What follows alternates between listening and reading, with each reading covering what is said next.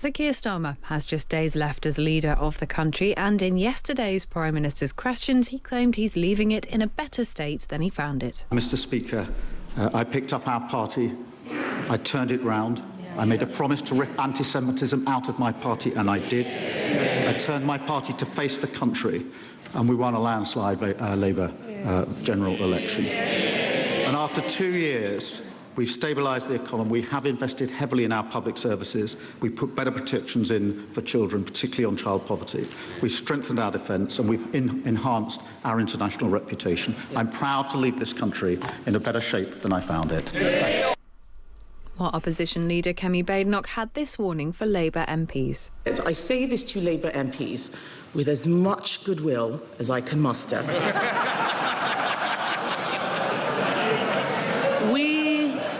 We have been where you are.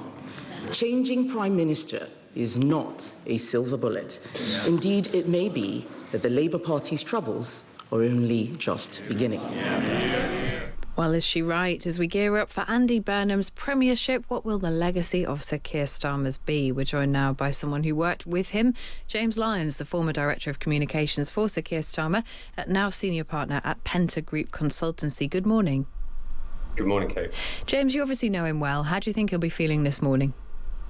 Well, he's got one sort of big last trip today, which I'm sure he will feel is very important, reminding everyone of his steadfast support for Ukraine and seeing President Zelensky. But I'm sure you could tell yesterday what an emotional moment it was for him at the dispatch box, particularly in his last answer as he thanked his family for all the support they've given. And it's very easy to forget that of course politicians make sacrifices, but so do their families and their loved ones. What do you think will be his greatest achievement, or how will he be viewed in those terms? Well, look, the place in the history books that we all wanted for Keir Starmer was unfortunately thwarted about 92 minutes into the England game last night.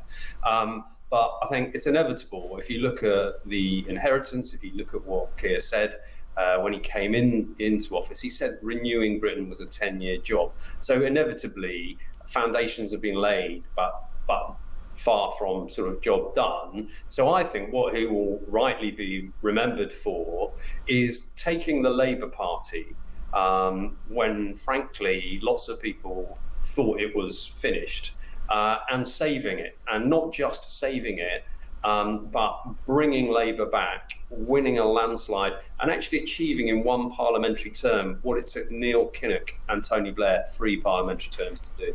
And if we thought about, from your perspective, his greatest achievement, what do you think his greatest failing has been? What will be the disappointment?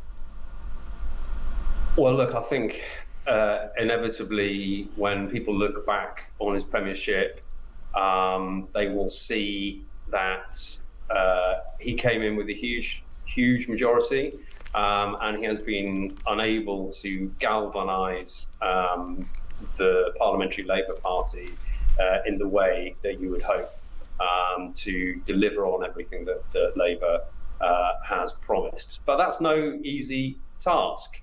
And I think it's fascinating. If you look at the history of the Labour Party, only 2 leaders have taken Labour into power in the last half a century, and both of them have been turfed out by their MPs. I mean, James, one of the things that I think our listeners have commented on this, and other people have too, people felt it was a bit hypocritical for those MPs in the Commons yesterday behind Keir Starmer to be clapping and cheering him out when they basically were his downfall. In the end, they were the ones who got rid of him.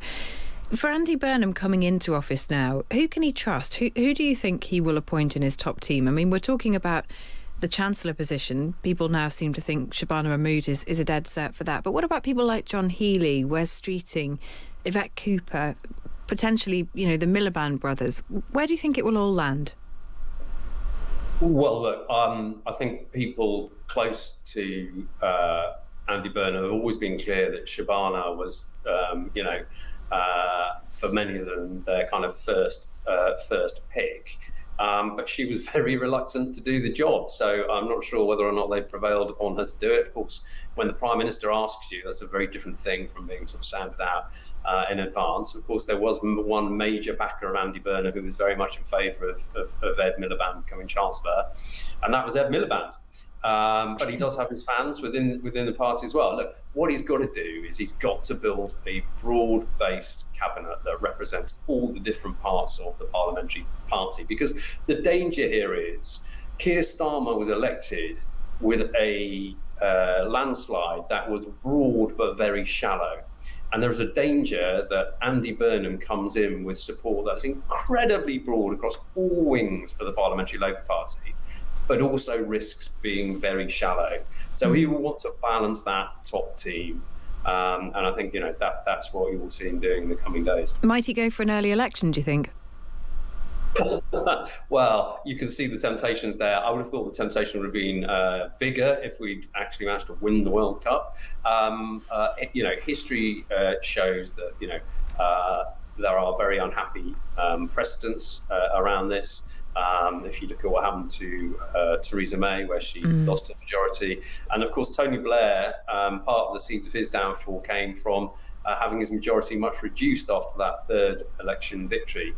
So if I was Andy Burnham, I'd be very, very wary of going down that path. You've got 3 years with a huge majority. That's not bad hand to stick on.